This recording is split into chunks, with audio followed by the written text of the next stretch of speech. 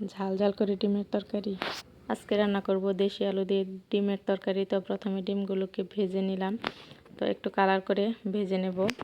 এরপর একটা প্যান বসিয়ে এখানে দিয়ে দিব পেঁয়াজ বাটা আর একটু জিরা বাটা দিয়ে দিছি। তো একটু ভালোভাবে ভেজে এখন হলুদের গুঁড়া, মরিচের গুঁড়া, পরিমাণ মতো লবণ দিয়ে আর একটু পানি দিয়ে ভালোভাবে মশলাটাকে কষিয়ে নেব।